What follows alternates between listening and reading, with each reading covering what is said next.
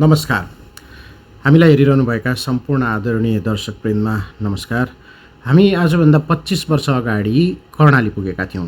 कर्णालीको मुगुको जीवनस्तर र त्यहाँको जीवनशैली बारेमा हामीले वृत्तचित्र बनाएका थियौँ। आज 25 वर्षपछि गणेश नेपाली भाइको जुन दुःखद एउटा घटना घट्यो, त्यो घटनापछि यसले मर्माहत मात्रै बनाएन मलाई। म पुनः फर्किएँ त्यही जीवनस्तर र त्यहाँको कष्टका दिन सम्झिन।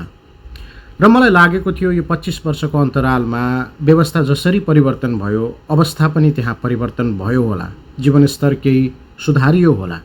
त्यतिखेर हामीलाई स्वागत गर्न तात्कालीन अवस्थामा त्यहाँको एउटा सांस्कृतिक टोलीले एउटा नृत्य प्रस्तुत गरेको थियो। उहाँले एउटा गीत गाउनु भएको थियो जसमा भनिएको थियो, राराको नामले आउनुभयो पाहुना, रारालाई चिनाइदेऊ, 13औंमा अञ्चल मोटर गुड्छ, कर्णाली गुडाइदेऊ।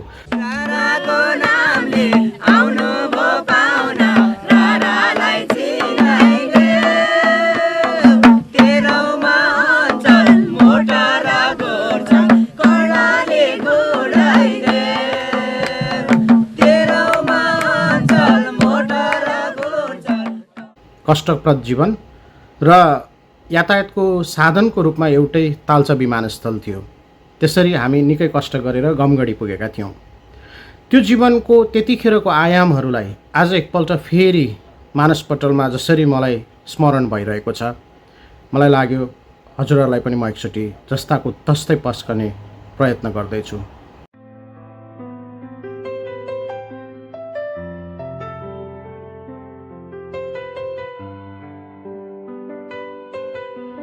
म जलिरहे, सबै मुख दर्शक भएर हेरिरहे। आधा जलेको मेरो शरीर ट्रकमा राखियो। अस्पताल पुगेपछि सहयोग गर्छु भनेर लर्को लाग्यो। के मैले मागेको यही थियो त? म किन जले? के कारण म बीच सडकमा दमदन्ती बल्न बाध्य भएँ? दुःखजिरो गरेर भएको एउटा टुक्रो जमिन बेचेर जीवन धान्न त खोजेको थिएँ। के यही मेरो दोष हो? यी पापीहरूलाई पैसा चाहिने रहेछ। पापीहरूलाई, ए पापी, ए सिंगल रवारका पापी, ए बालुवा टार गर्ने पापी, म तँलाई मेरो कर्णालीका जनताको किनी बेचेर पैसा दिन्थे। तिमीलाई थाहा पनि छ म कहाँबाट आएको हुँ? मेरो घर कहाँ हो? कर्णाली सुनेका छौ कहिले? म त्यही कर्णालीको सोरु गाउँको 6 नम्बर वडाको जमलाधारामा रहेको चाहे जेथा बेचबिखन गरी बाँच्नका लागि बाइक किन्ने गरी तिमीले घरमा नहुल्ने दलितको छोरो हौ। तिमी जत्तिकै पढे लेखेको पनि हौ। कृषि सम्बन्धी जेटियु पढाइ सकाएको सबल नागरिक पनि हौ। तिमीले पत्याएनौ, जागिर दिएनौ। सोचे देशमै रहन्छु, बाँच्न पनि दिएनौ मलाई। जब देश 14 अञ्चलमा विभाजित थियो तब पुरै अञ्चलमै सडक बाटो नपुगेको अञ्चल बाटा आएको मान्छे हुँ म। त्यो हुँ कर्णाली। बाटो त ल्यायो, सँगै अरू के दिन सकेनौ। मेरो घर परिवार आज पनि यही हालतमा छ जस्तो ढुङ्गे युग थियो। खनी खुस्री गर्ने जमिन भेर क्यार्नु, धुनुहुने जम्मै टाठा बाठा भए हामी जस्ता तस्तै। दुनियाँका जातक पढ्नु पाएका छन्, अब गरिबको जातक पढ्न पाएका छैनन्।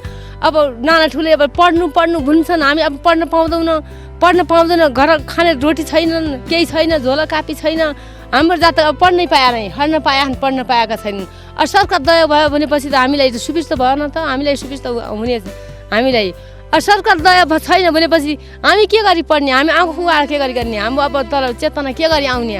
हामी लाटाका लाटै, हामी बाटो धुन हुनेको बाटाका बाटै छन्, धुन नहुनेको लाटाका लाटै छन्। सरकार दया नहुने त हामीले कुरै छैन।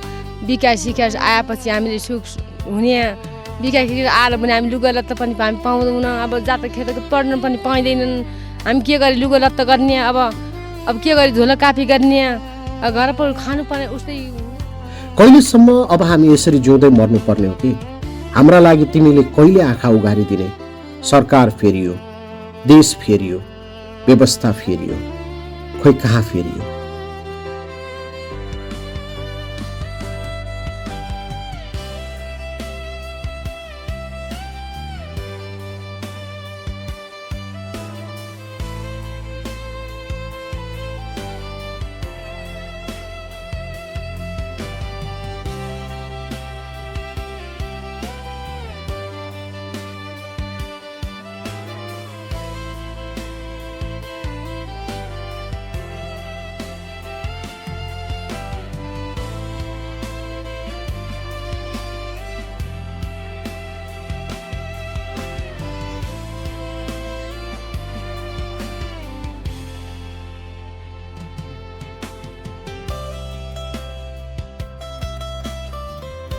पिरोल छ बाबै तिमीहरूलाई, पाप त कराउँछ नै, सुध्र अब।